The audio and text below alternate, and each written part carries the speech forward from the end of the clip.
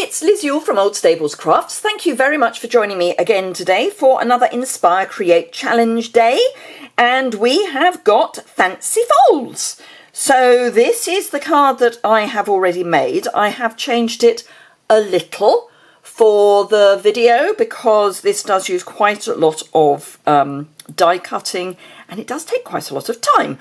So although I have done some Blue Peter and prepared some bits earlier, I thought I would show you a version that takes less time and is perhaps a little more straightforward. It is, as you can probably see, acetate and has this fold at the bottom, concertina fold at the bottom, so that you get this scene. So let me grab a piece of cardstock to start with. These are just drying. I will come back to those in a moment. I'm mostly using the dies, not those dies. I'm not mostly using those dies at all. I am mostly using these dies. The snow globe dies. Always helps when you bring out the right dies. These dies, these look better. So I have cut all of the images apart from the actual snow globe and the image that cuts out the stamped piece. So I've got trees, the two polar bears, the deer, probably stag, and the church. And I've cut multiples of the trees and two of the deer or stag. I cut everything just in Whisper White. The stag I have stacked, so this is actually two, just so that it's a bit stiffer because these legs are fairly flimsy. So I have just stacked. But we will come back to those in a moment because the first thing we need to do is make the base. And for that I've got a half piece of cardstock. And this will probably work just as well in North American lettuce stock as well. You'll just have a wider card and a slightly shorter card. So the measurements actually will be the same. So I've got a half sheet but cut the long thin way. And I'm going to score at 1 1/4,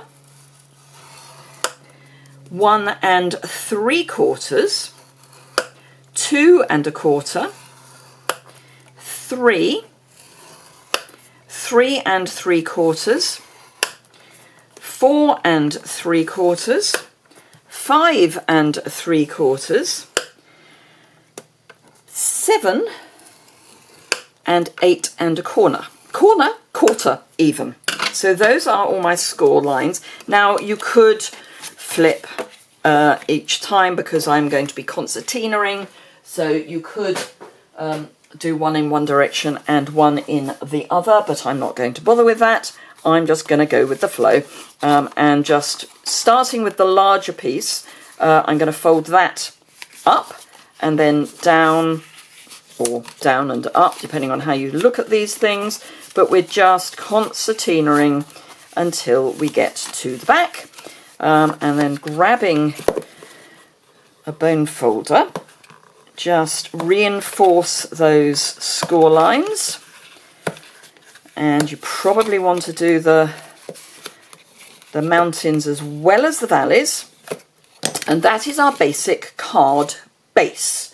But we do need to do some cutting and some other bits and pieces. So the first thing I'm going to do is, with everything together, the front and this last mountain are the same height.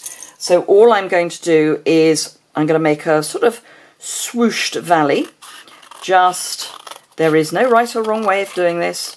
Just like that. And then take this piece and turn it over because that's going to go on the back. So we're going to end up with this hill at the back. For the front, on my original, the way I got these icicles was to use the tree die and just die cut and move it round. That's quite fiddly. So the easier way, and the way that I've done it for this card, is just to take the front and just cut some angles, and you can do them at different heights so that you get icicles at varying heights, and then you just pull these pieces away so that you end up with these teeth. Do that all the way along.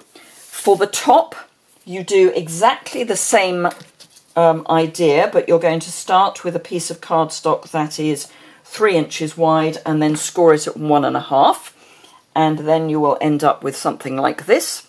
And again, we've just got the teeth. So if I pop those to one side for the moment, what we then do is cover everything in glitter. Now, I have used Dazzling Diamonds and the ice stamping glitter. I can't honestly tell you whether the ice stamping glitter is going to be in stock. It has been coming and going, but it works just as well with the Dazzling Diamonds, so it's no big deal. And what you need to do is cover the front edge of all of your concertina. I'm not doing the bottom, so this piece here, that is going to stay plain. I'm just going to do the top, and I only do one side of the top. This will all become more clearer. That's the word I'm looking for. Will all become clearer as we go along. Okay, so for this, to build our base, we are going to have the acetate, which I will come on to, encased between the back and the front of our pieces of card. But first, what we need to do is stick our bits on. So I'm going to start with, we need to be aware of how big things are in proportion. So if we put a church next to a deer, I think you will agree that the church looks out of proportion, or vice versa to the deer. So the church needs to go right at the back and the deer needs to come right at the front. If we introduce a polar bear into the equation, polar bears are quite large, so that probably needs to go further back than the deer. The trees are a little more academic because there are different heights, so those can be put pretty much wherever you want them. The first thing I'm going to attach, though, is my church, and that's going to go at the back in the dip. So I'm just going to adhere some liquid adhesive, back in stock in Europe on the 3rd of December. Yay! There will be a new item number. I will link the new item number below and also on my website. But there will be a new item number, and there is a limit of 3 jars per customer for the moment. Stampin' Up have ordered sufficient that under normal circumstances would last for 2 years, and it's going to be coming in phases, but in phases over the next 6 months, so there should be more than enough if we all play nicely.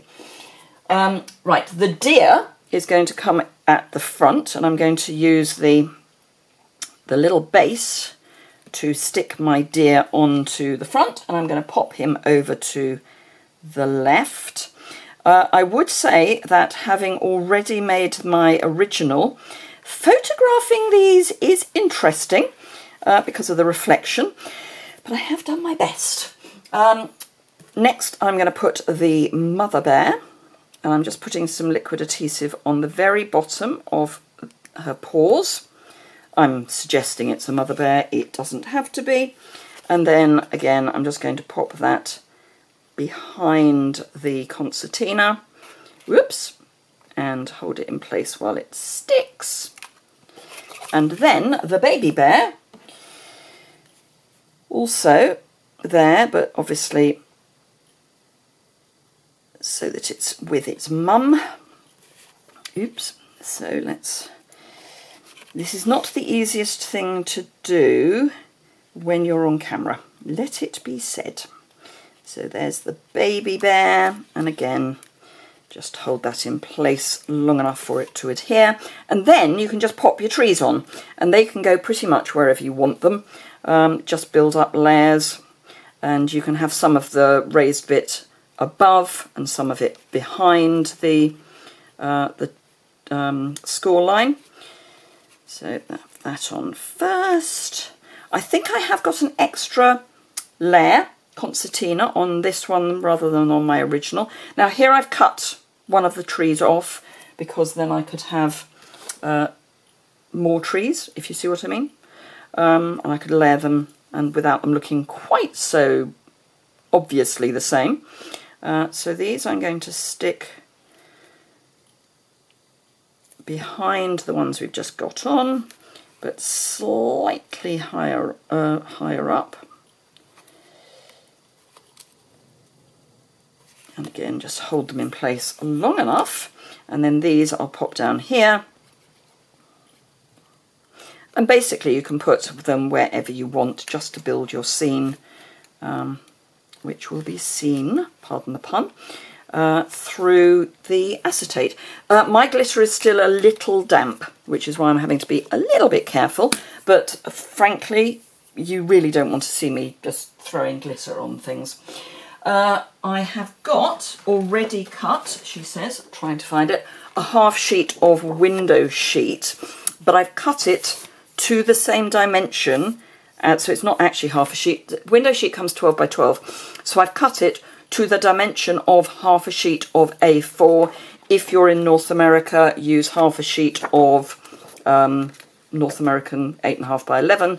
So you will be looking at 4 1/4 by 11 for your half sheet. And I've scored in the middle, more or less, and then burnish that. You want a reasonably good burnish. You want your hands to be clean as opposed to covered in glue, which are what mine are, because otherwise it will attach, the glue will attach itself to the acetate, which is not a great look. Right, okay, so where are we on time? 11 3/4 minutes. We're not doing too badly. So I'm just going to add some tear and tape to the top of my, oops, I will tear it. It's the tear and tape to the top of my folded piece on both sides. I think I might just use my snips for this. It might be safer in the long run. And then I'm also going to attach some tear and tape to the inside here and the outside at the back here, so that we can attach the acetate to our concertina piece. And snip there and turn over and attach. I'm going to attach a little way up because I think I might need my back piece to be slightly up from the base, so I don't want my tear and tape to show. And then gently, because I have still got slightly wet glue, press those down. And yes, it is definitely still wet because it's coming off. Then grab a piercing tool, and obviously you can use your take a pick. Oops. Remove the backing from your tear and tape. And line up, preferably without fluff, line up the top of your acetate to the score line and press, and then fold the other piece back. Get rid of the smushes.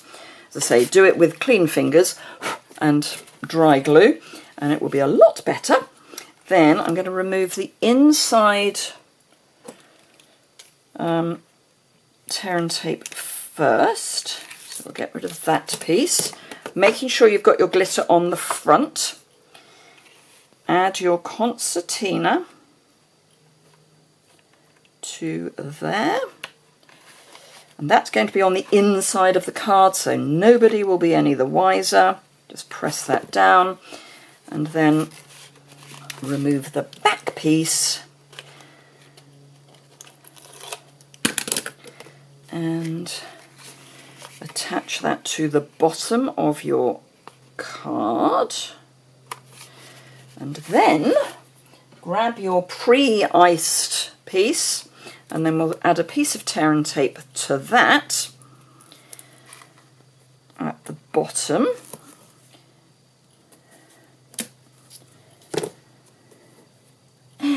where have I put my take your pick? There it is. Remove that and attach it so that it covers the adhesive but is still poking up over the back of your card.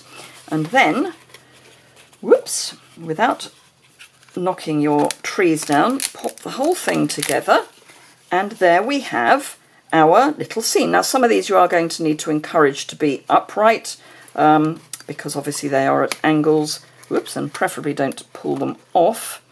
But you can see your little scene has been built up. So there you are. So that is my fancy fold card. That's why I did fancy folds yesterday. Here's the one I made earlier, as they say. And as I say, I've tried very hard to photograph them nicely, but it is a bit of a challenge. So yes, I did some fancy folds yesterday. The challenge is to make fancy fold cards, so it would be great if you could have a go. Obviously, you know, anything that isn't just folded in half is a fancy fold, so it'd be fantastic if we could see lots of suggestions for fancy fold cards. I hope you've enjoyed that. If you want to see all the dimensions and everything, then hop over to my website, which is below. I've got a list of everything I used also below, but mostly it's one sheet of cardstock and then lots of dies. Well, one die set, because it is just the snow globe. Not that one, the other one. I'm going to have to make some tags, aren't I? It's just the snow globe scenes dies. So there we go. Thank you very much indeed for watching. The link to the Inspire.Create.Challenge is over on my website, and that is linked below. So if you've enjoyed this, please give it a thumbs up. If you would like to see more slightly mad videos, please click the subscribe button below in the bottom right hand corner. If you've got any questions or comments, please leave those below below the description bar. There's a comment section. I always reply to comments that are left on my YouTube channel, so please do leave a comment. That would be fantastic. Thank you very much indeed for watching. Let me bring in the one I've just made so you can see the difference between the two. Thank you very much, and I look forward to seeing you again very soon. Bye!